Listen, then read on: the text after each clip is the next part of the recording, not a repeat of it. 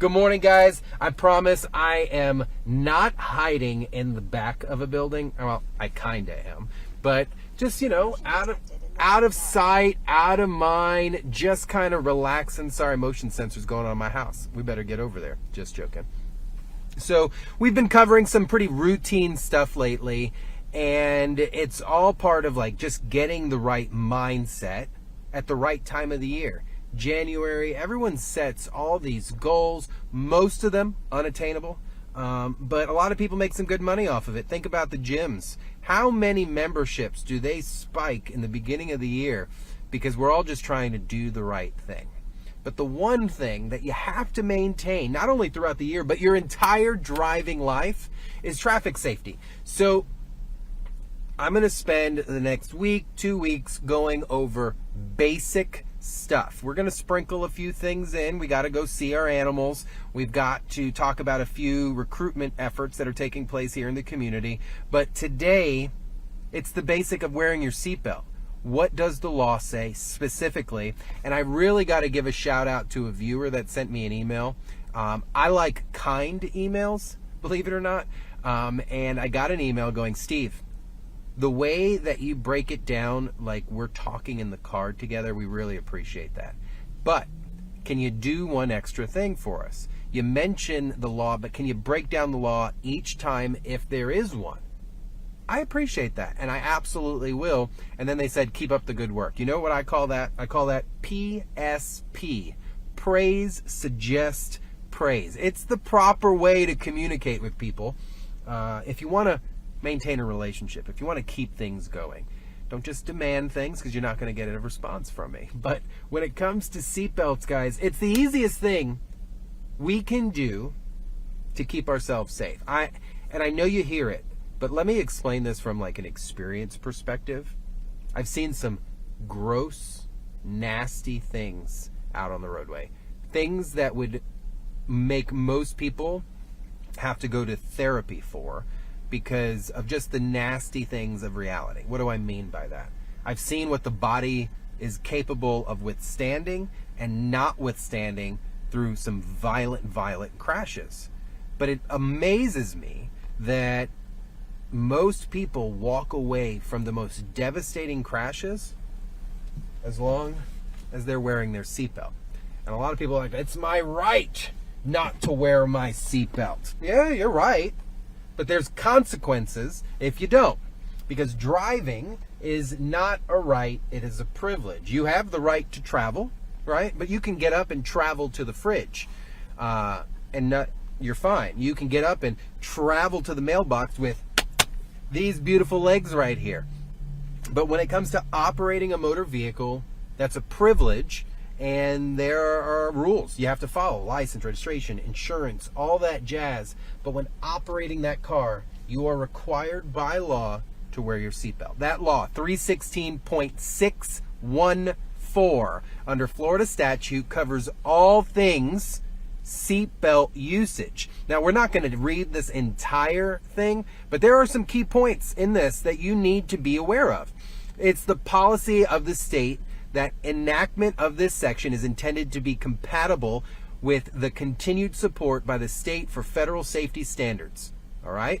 So it is a large Florida statute, 316.614, that covers the basic idea of just wearing your seatbelt. The attitude behind people, well, I don't want to wear it because I don't have to. Well, do you like eating your steering wheel? Do you like your brains out on the windshield? Because that's usually what occurs. I know it sounds crazy, but I'm not here to be kind about this. I'm here to make sure you know the rule and that you wear your seatbelt so we can talk to you tomorrow. All right, so there are some exceptions to it of the federal law. So motor vehicle means a motor vehicle as defined in 316.003, which is operated on the roadway, street, and highway of the state, or when stationary at a traffic control device. What does that mean? You are required to have your seatbelt on if you are on any road, street, highway, or if you're stopped at any traffic control device, if that is a public accessed roadway. Period.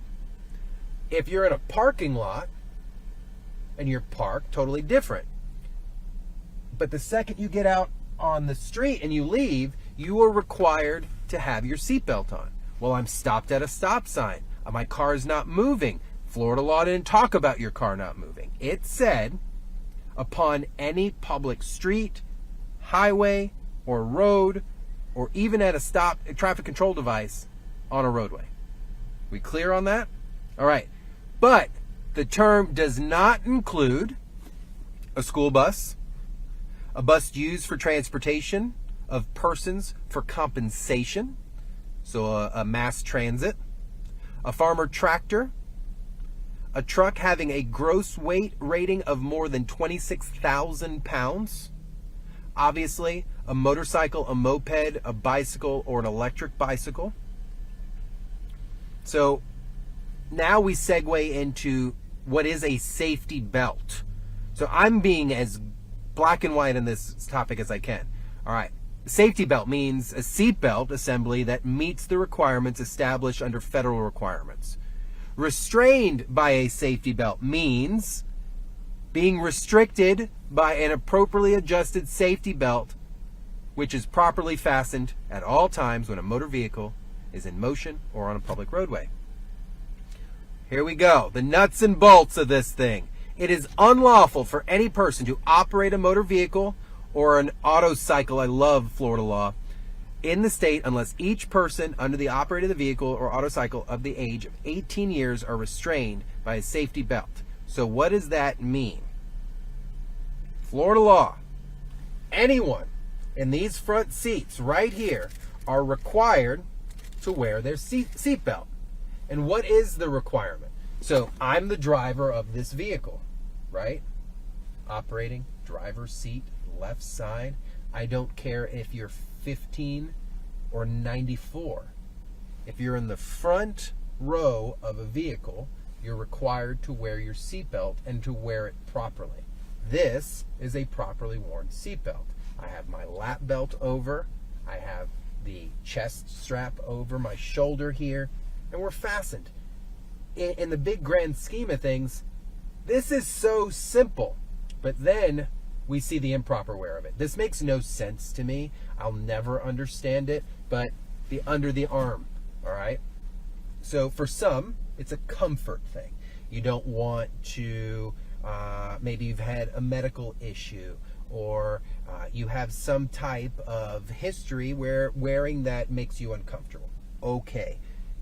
You need a doctor's note from your physician and signed by DHSMV saying that you are allowed to not wear your seatbelt properly.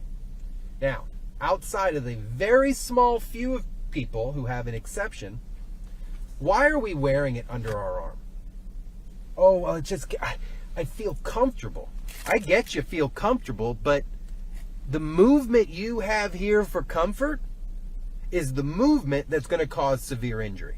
All right? So the seatbelt properly worn, like we said, over the shoulder, across your lap, required by law. This is the only way. The only other adjustments you can make is over the shoulder. Maybe your vehicle has a height adjustment for your shoulder. I'm really short, so mine's turned all the way down. That's it. Putting it under your arm then causes too much movement. So now, where I'm at, boom, crash happens. Where am I going? Right here. I'm eating this Ford steering wheel for breakfast, lunch, and dinner, and then going to drink it out of a straw because I'm going to have no teeth after this. So what is the primary use? Is to keep me up against the seat when everything else goes moving along. All right?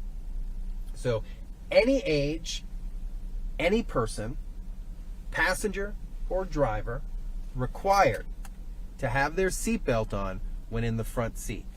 Properly worn, not under the arm, not the famous behind the back, none of that. It must be over your lap and across your chest. Totally messed my hair up. So yes, outside of that, there is an exception for the back seat of the vehicle, which makes absolutely no sense to me. Now, I was going to hop in the back seat. I'm not going to, but why would sitting in the back of the car be any exception? No idea, because I'm not a legislator who wrote this law, but as a law enforcement officer who chose a career on traffic safety and now you're traffic safety expert, it makes no sense why, if you're over the age of 18, you're not required to wear your seatbelt in the back seat. Here's why. I have seen too many devastating crashes to where if everyone wore their seatbelt, everyone would survive. I've also seen crashes to where those who wore their seatbelt were killed by those in the car that did not wear their seatbelt. What do I mean by that? You become a projectile in your car. If you're not going to wear this seatbelt for you, you should wear it for those that love you and for those that are in the car with you. Think about that. 70 miles an hour, a crash occurs. Everything goes flying in the car, including you. This right here is not soft. That bouncing around in the car, slamming into another person, another passenger, your friend, your family member, you are the one causing the blunt force trauma to them for not wearing your seatbelt. I don't mean to be aggressive or disgusting about it, but that is life and that is real, and that's why I'm as crazy as I am about this stuff. You're not going to wear the seatbelt for you, wear it for the ones that are in the car with you. All right? So, yeah, Florida law, very strict on it. Most agencies locally, zero tolerance on any of that. There are seatbelt law, child seat laws that we will go into on another day, but I wanted to jump right into this today, talk about our seatbelts and why they are so important. Whether you're moving at 5 miles an hour, 20 or 70, this thing, its only purpose, the sole purpose of the seatbelt is to keep you in the car. I don't want to be outside the car. I don't want to go rolling around. Before we wrap this up, quick story. Many years ago, I was southbound Orange Blossom Trail, about Americana. Pulled over a gentleman in an old beat-up Ford Explorer. Young guy, probably my age, was probably in his 20s at the time, not wearing his seatbelt. Wrote him a citation. So polite, was beyond polite. Wrote him the ticket. He apologized. I said, please, man, just put your seatbelt on.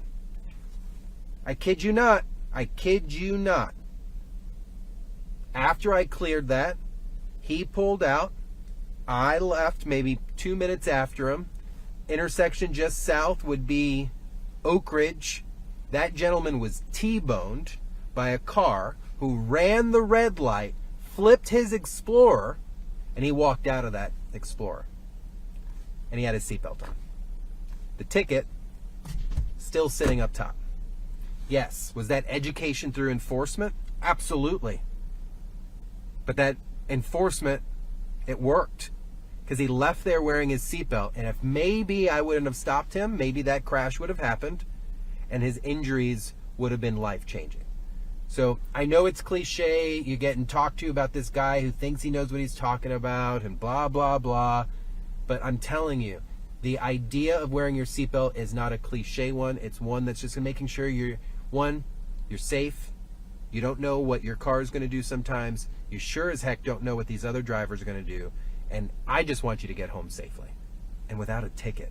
$116 in Seminole County, $114 in Orange, and then they kind of move around like that price throughout the rest of our area. No points, but why if it's 100% preventable?